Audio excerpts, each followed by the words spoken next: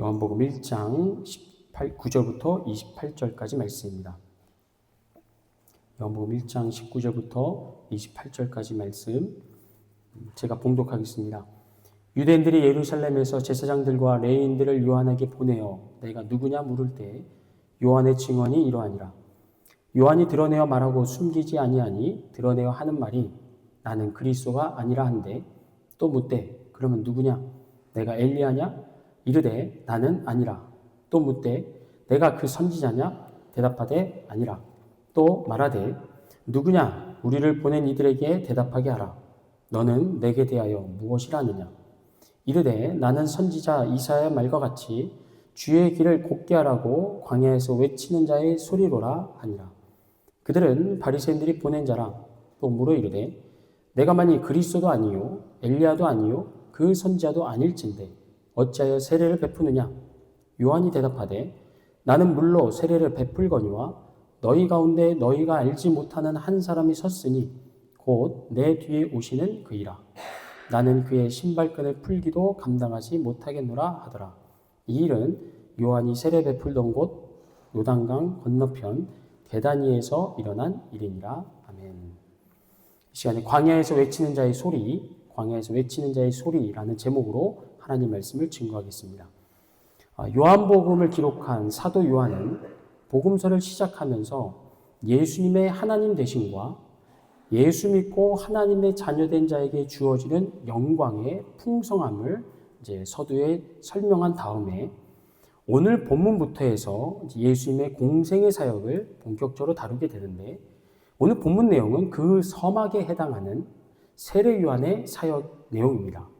그러나 전에 말씀드렸듯이 요한복음은 예수님의 신성, 다시 말해 예수님의 하나님 되심에 초점을 맞추고 있어서 세례 요한의 사역을 설명하는 데 있어서도 그가 누구를 대상으로 어떤 메시지를 전했고 어떻게 활동했는지는 과감히 생략해버립니다. 그리고는 우리가 오늘 본문에서 본 것처럼 오직 예수님에 대한 그의 증언만을 기록합니다. 때문에 세례 요한의 사역을 우리가 파악하려면 다른 복음서들의 도움이 반드시 필요한데 일단 본문 19절을 다시 보시면요.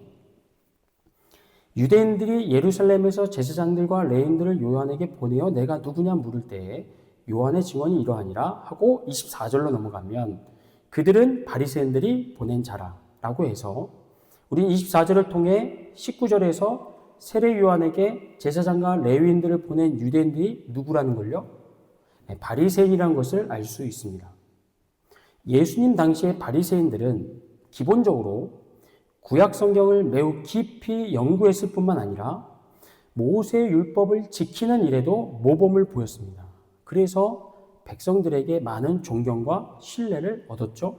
이것과 함께 하나님께서 구약의 선자들을 통해서 예언하신 메시아, 즉 유대 민족을 원수들로부터 해방시켜줄 구원자에 대한 관심이 이 바리새인들에게는 특별했습니다. 그래서 세례 요한의 정체를 무척이나 궁금해했다는 거죠. 왜냐하면 그 이유를 우리 마태복음 3장에서 볼 수 있습니다. 한번 볼까요? 3장 4절부터 6절인데 우리 같이 한번 읽어볼게요. 시작. 이 요한은 낙타털 옷을 입고 허리에 가죽띠를 띠고 음식은 메뚜기와 석청이었더라. 이때에 예루살렘과 온 유대와 요단강 사방에서 다 그에게 나와 자기들의 죄를 자백하고 요단강에서 그에게 세례를 받더니 아멘. 여기까지요. 자, 보시는 것처럼 당시 세례 요한의 인기는 대단했습니다.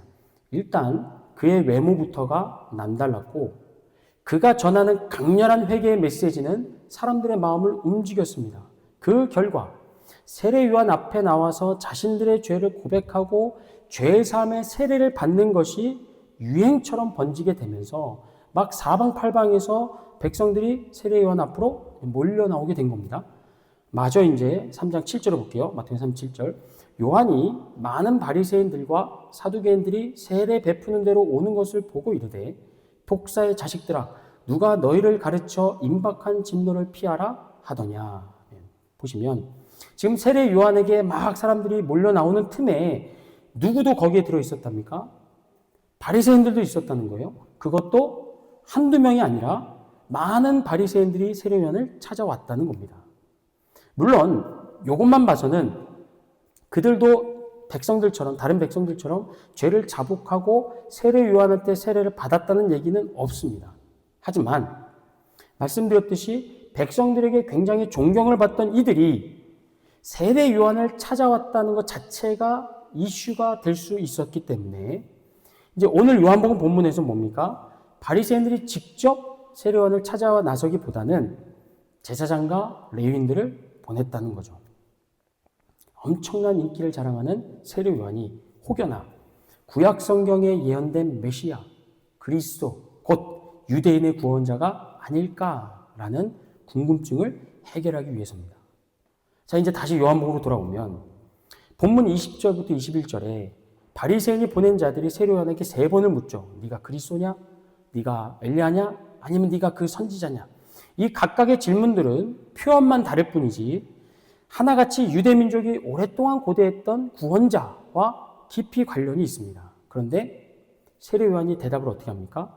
다 NO 합니다.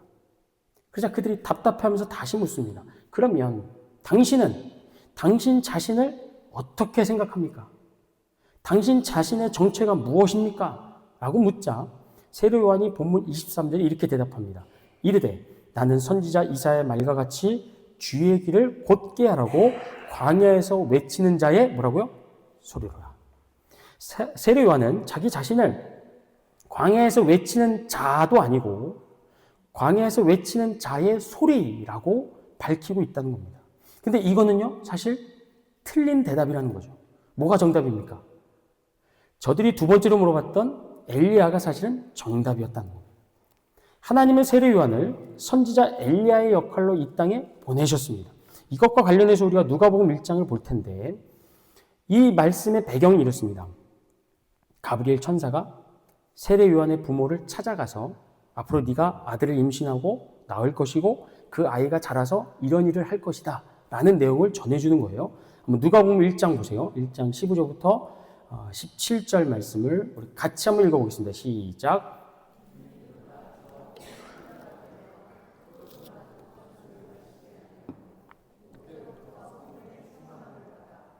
이스라엘 자손을 주 곧 그들의 하나님께로 많이 돌아오게 하겠습니다. 그가 또 엘리야의 심령과 능력으로 주 앞에 먼저 와서 아버지의 마음을 자식에게 거스르는 자를 의인의 슬기에 돌아오게 하고 주를 위하여 세운 백성을 준비하리라. 아멘. 이후에 이 가브리엘 천사의 예언은 그대로 이루어집니다. 그래서 세례 요한은 엄마 뱃속에 있었을 때부터 성령 충만했고 아까 마태복음 3장에서 봤듯이 구약시대 활동했던 엘리야 선지자와 비슷한 외모를 가지고 엘리야처럼 광야에 거주하면서 하나님의 때를 기다립니다. 그리고 마침내 때가 되자 죄사함의 세례를 베풀면서 유대인들의 마음을 하나님께로 되돌리는데 아주 최선을 다하죠. 그리고 마태복음 11장에 보면 예수님이 이 세례요한을 가리켜서 그가 엘리야 선지자가 맞다라고 아예 쐐기를 박습니다. 이처럼 세례요한은 엘리야로 이 땅에 온 겁니다.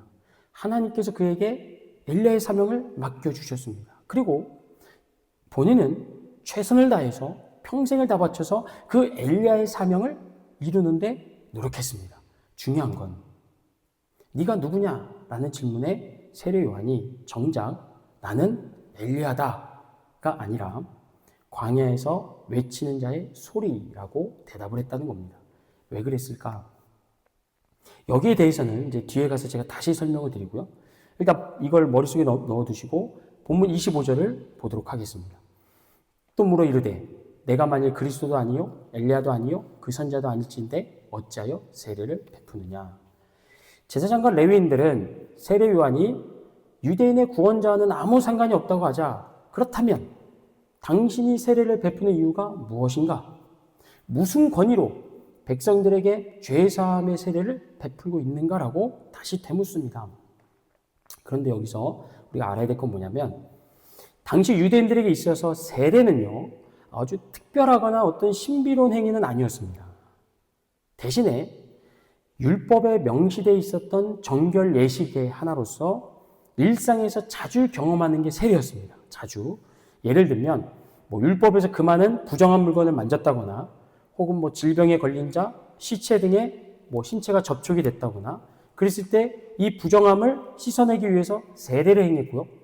질병에서 치료되고 난 뒤에도 또 제사장이 예배를 드리기 전에 이방인들이 유대교로 개종할 때도 세례가 행해졌습니다. 그러니까 유대인들이 있어서 세례 그러면 삶의 곳곳에서 얼마든지 경험할 수 있는 그런 흔한 일이었다는 거죠. 그러나 세례 요한의 세례가 특별했던 것은 뭐냐면 이런 율법의 기능과 권위를 넘어서서 죄사함의 세례였기 때문입니다. 물론 그가 백성들의 죄를 직접 사해 준 건 아니죠. 그건 아니고 장차 예수님이 이루실 죄사함의 구원, 그걸 세례로 예표한 것이었습니다. 그럼에도 기존의 유대교 안에서 행해지던 세례와는 성격이 완전히 다르고 수많은 백성들이 열광을 했기 때문에 이 바리새인들이 경계를 한 겁니다.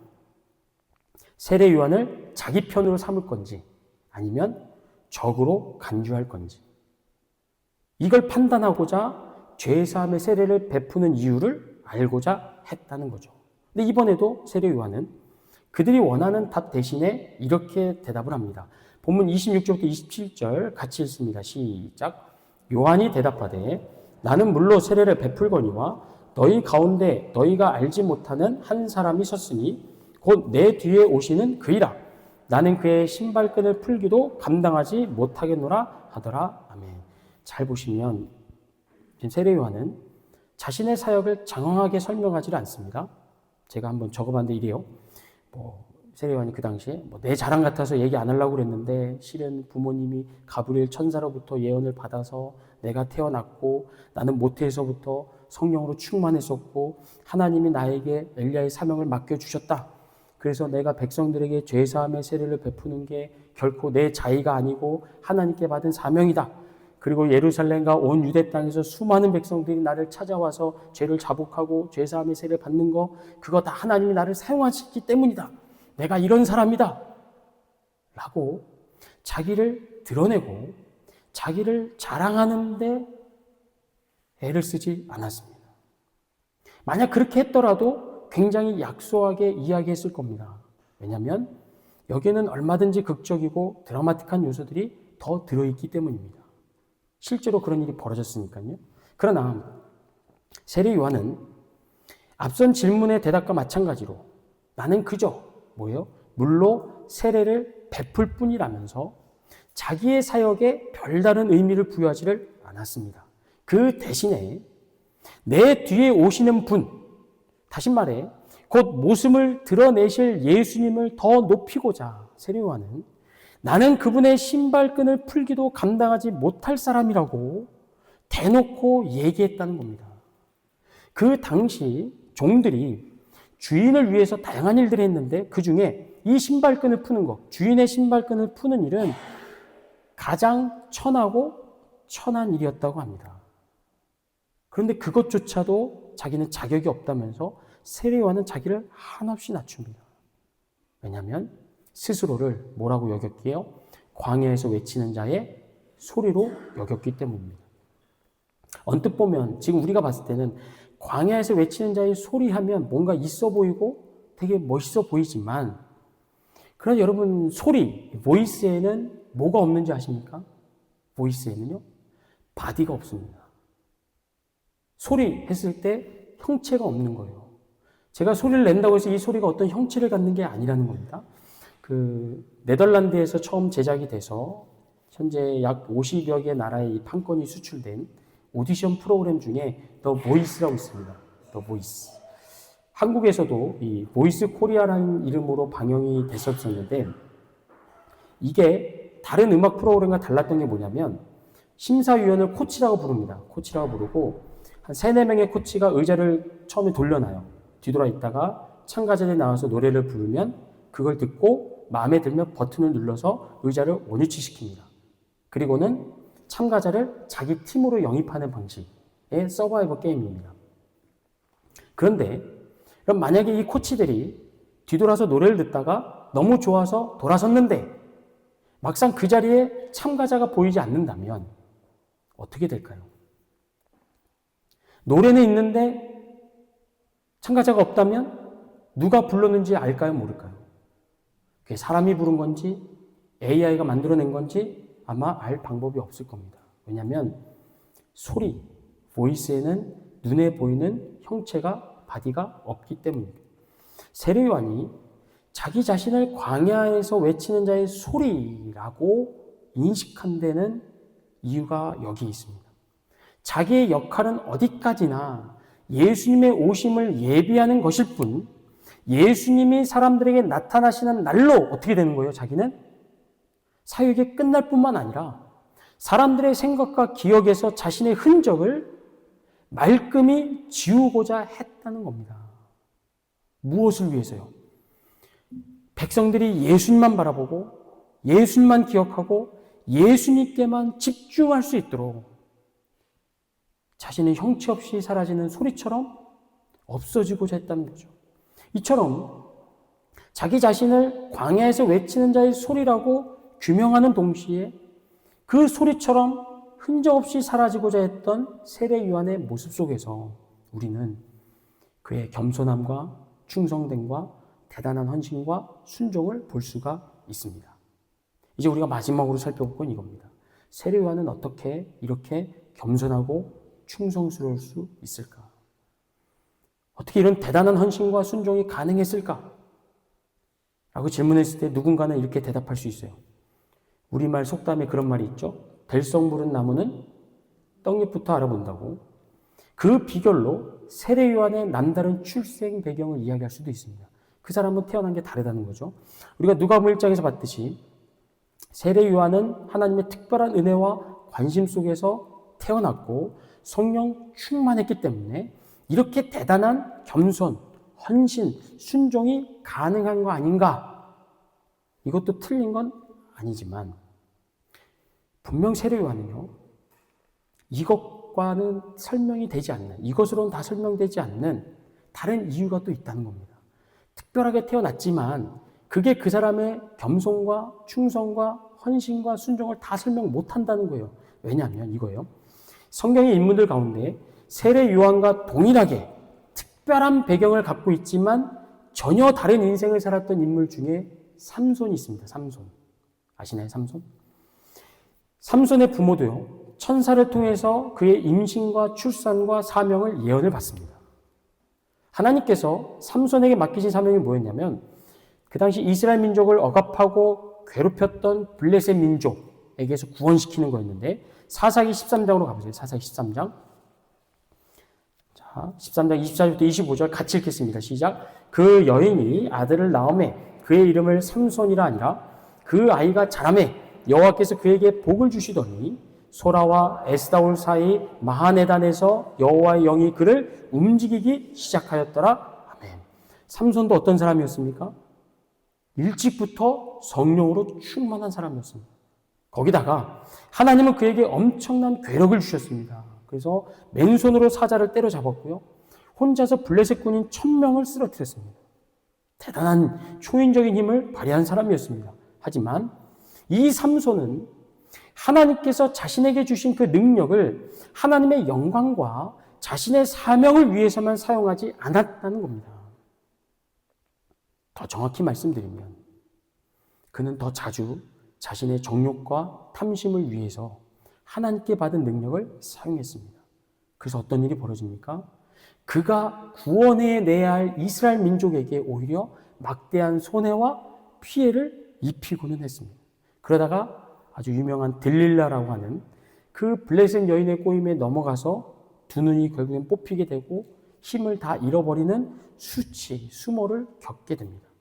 물론 하나님께서 마지막에 은혜를 주셔서 그가 이스라엘을 크게 구원하는 데 쓰임을 받기는 하지만 생전에 삼손은 세례 요한과 같은 겸손이나 충성이나 하나님을 향한 헌신과 순종을 갖지를 못했다는 겁니다.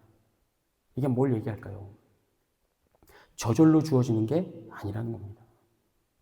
우리가 하나님 앞에서 겸손한 거, 하나님 말씀에 충성되이 행하는 거, 순종하고 헌신하는 게 저절로 되는 게 아니라는 거예요. 태어날 때부터 갖고 나오는 성품이 아니라는 겁니다. 그렇다면 세례 요한은 어떻게 삼손과 다른 삶을 살 수 있었을까? 그건 답은 이겁니다.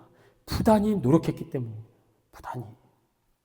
사람들로부터 그에게 쏟아지는 찬사와 존경, 수많은 사람들의 조아림, 나날이 높아지는 인기, 유대 사회로 움직이는 지도자들이 하루가 멀다 하고 자신을 찾아와서 인터뷰하고 만나기를 원하는 그런 러브콜 앞에서 세례 요한은 교만해지지 않기 위해서 뭐 한 겁니까? 철저하게 자기를 부인한 겁니다. 자기를 내려놓는 훈련을 한 거예요. 여러분, 만약에 세례 요한이 돈을 벌고자 했다면요, 금방 갑부가 될 수 있었을 겁니다. 세례 한 번 주는데 10만 원, 5만 원 돈을 받기 시작했다면 수많은 사람들이 몰려오니까 금방 돈을 벌었을 겁니다. 그래서 낮에는 낙타털 그 거친 옷을 입고 있다가 해가 지고 사람들이 사라지면 조용히 광야를 떠나서 자신의 대궐 같은 집에 가서 부드러운 옷을 입고 산의 진미를 즐기면서 살 수 있었을 겁니다. 왜냐하면 그에 대한 인기가 워낙 대단했기 때문이에요. 하지만 세례 요한은 한시도 긴장을 놓지 않았다는 거죠. 하나님께서 자신에게 맡겨진 사명을 이용해서 이 땅에 잘 먹고 잘 사는데 목표를 두지 않고 세례 요한 자신부터가 자기 뒤에 오실 예수님만 바라봤다는 겁니다. 딴 거 안 보고. 그분이 오시면 나는 사라져야지. 나는 사람들의 기억에서 잊혀져야지. 하루에도 수십 번씩, 수백 번씩 결단하고 외치면서 살았다는 겁니다. 그러는 가운데 나온 고백이 뭐라고요? 나는 누구라? 광야에서 외치는 자의 소리라. 예수님이 몸이라면 나는 소리다. 내가 할 역할은 그분을 드러내고 자랑하는 것뿐이지 내가 드러나는 게 아니다라고 마음으로 되새기고 또 되새기면서 그의 삶에 겸손과 충성, 헌신과 순종의 열매가 주렁주렁 맺히게 된 것이었습니다. 사랑하는 성도 여러분, 우리가 지금 살펴봤듯이 세례 요한은 사람들에게 잊혀지기를 원했습니다. 그리고 하나님께만 기억되기를 원했습니다. 이 세상에선 사라지고 하나님 앞에만 서기를 원했습니다. 그래서 날마다 자기를 부인하고 낮추고 오직 예수님만 높였습니다. 그러나 오늘 우리가 말씀에서 보는 것처럼 세례 요한은 역사 속에서 잊혀지거나 사라지지 않았습니다. 그는 그렇게 되길 원했는데 되지 않았습니다. 왜 그럴까요? 살아계신 하나님께서 그를 기억하시고 그를 하나님의 영원한 말씀으로 삼아 주셨기 때문입니다. 그는 자기를 낮췄지만 하나님이 높여주셨습니다. 그는 자기를 부인했지만 하나님이 그를 드러내 주셨습니다. 지난 4월 마지막 주에 우리가 첫 예배를 드렸습니다. 오늘로써 밴쿠버 넘치는 교회가 한 달이 되었습니다. 이번 주 제가 설교 준비를 하면서 그런 마음이 들었습니다. 하나님, 우리 교회가 앞으로 어떤 교회가 되어야 될까요? 주신 마음은 그랬습니다. 세례 요한 같이 하나님만, 예수님만 드러내는 교회, 넘치는 교회가 이름을 알리고 사람들에게 인정받고 칭찬받는 게 아니라 우리가 높이는 예수님이 드러나고 우리가 예배하는 예수님이 사람들 앞에서 높임 받는 거, 그런 교회가 되기를 하나님이 원하신 것 같았습니다. 어떻게 해야 될까요? 목회자인 제가 먼저 노력해야 될 줄 압니다. 저 자신을 부인하고 제가 드러나지 않도록 부단히 노력해야 될 겁니다. 그러나 이건 저만의 노력으로 되지 않습니다.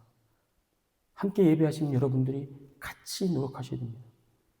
주님께만 시선을 고정하고 주님만 드러날 수 있도록 우리의 삶 속에서 우리가 붙들어야 되고 우리가 추구해야 되는 것을 분별하셔서 하나님 말씀에 순종할 때 하나님께서 때가 되면 다 알아서 해 주실 줄로 믿습니다. 우리가 할 것은 딱 하나, 우리 영광 받으실 예수 그리스도만 높임받게 하는 것, 그분에만 우리가 집중하는 것. 그랬을 때 세례 요한과 같이 우리의 삶 속에도 겸손함이, 충성됨이, 위대한 헌신과 순종이 열매 맺게 될 줄로 믿습니다. 아멘. 우리 다 함께 찬양하시고 같이